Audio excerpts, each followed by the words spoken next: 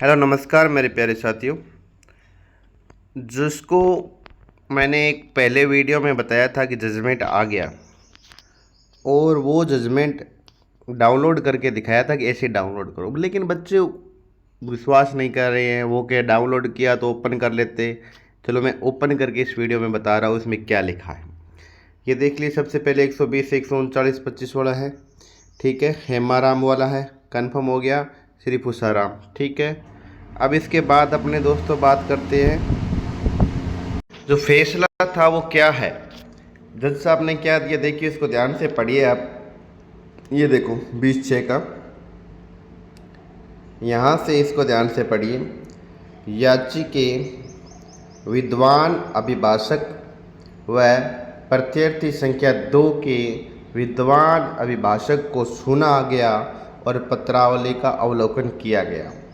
याचिके विद्वान अभिभाषक का कथन है कि याची ने प्रत्यर्थी संख्या 2 राजस्थान लोक सेवा आयोग अजमेर, जो जिसे आगे प्रत्यर्थी संख्या 2 आयोग पढ़ा जावे, यानी जो आरपीएससी है उसको इस नाम से पढ़ा जावे, द्वारा जारी विज्ञापन 25/10/2024 के आधार पर प्रधानाध्यापक एवं कोच स्कूल शिक्षा के राजनीति विज्ञान विषय के पद पर चयन हेतु आवेदन किया था। यानी प्रत्यर्थी संख्या 2 आयोग द्वारा उपरोक्त पदों की भर्ती हेतु विभिन्न विषयों की परीक्षाएं 23/6/2025 से 4 जुलाई 2025 तक आयोजित की जा रही है।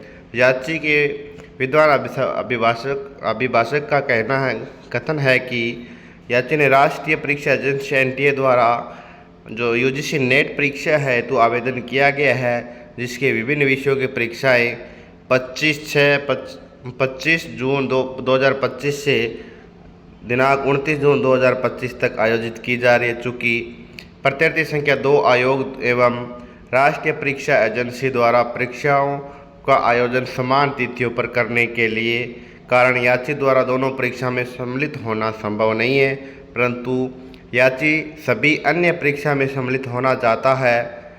तो ऐसी स्थिति में प्रत्यार्थी संख्या 2 आयोग को यह निर्देशित किया जावे कि प्रधानाध्यापक एवं कोच स्कूली शिक्षा परीक्षा को आगे आयोजित करे। याची के विद्वान अभिभाषक का कथन है कि माननीय उच्च न्यायालय ने निशा कुमारी बनाम हरियाणा लोक सेवा आयोग, ठीक है, में पारित आदेश 4/5/2022 के द्वारा परीक्षा की तिथियों में आगे बढ़ाने का आदेश दिया गया था। लेकिन अभी जो ये याची संख्या 2 है, ये आरपीएस है दोस्तों। मैं यहाँ आप आरपीएस से पढ़ूँगा। आरपीएससी के जो वकील साहब थे उनके बहस के दौरान यह तर्क रहा कि आरपीएससी ने वर्ष 2025 में विभिन्न प्रतियोगी परीक्षाओं का आयोजन के लिए 31/12/2024 को प्रेस नोट जारी कर दिया था।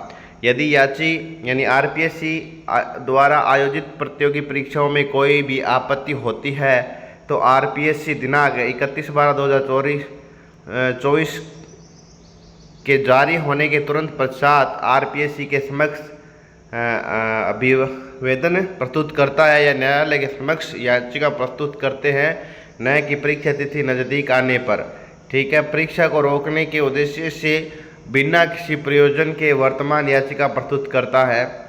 अतः याची परीक्षा तिथि को आगे बढ़ाना चाहता है, जो इस परीक्षा के अन्य 7,08,000 अभ्यर्थियों को हेतु न्याय उचित नहीं है। परीक्षा यदि आगे बढ़ाई जाती है तो आरपीएससी को करोड़ों रुपए का नुकसान होगा, अन्यथा अभ्यर्थी को आर्थिक संकट का सामना करते हुए परीक्षा की तैयारी करते हैं उन पर विपरीत प्रभाव पड़ेगा।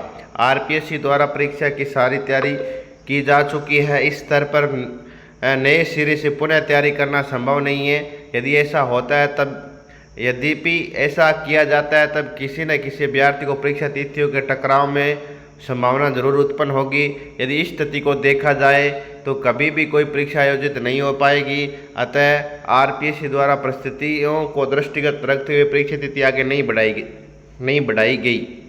उपरोक्त तर्कों का मनन किया और पत्रावली का अवलोकन किया गया है कि आरपीएससी द्वारा 2025 में आयोजित होने वाली विभिन्न प्रतियोगी परीक्षाओं हेतु 31/12/2024 को प्रेस नोट जारी कर दिया गया था।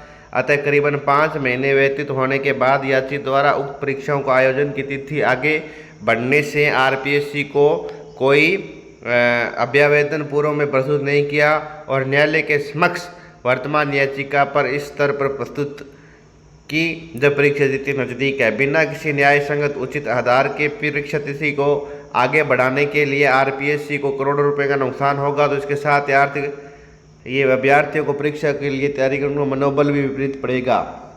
देखिए दोस्तों, ये सब इसमें कुछ बातें लिखी है।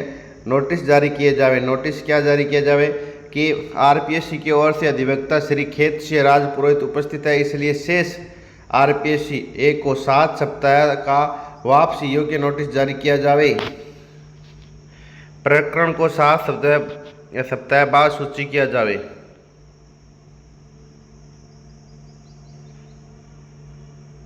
ठीक है,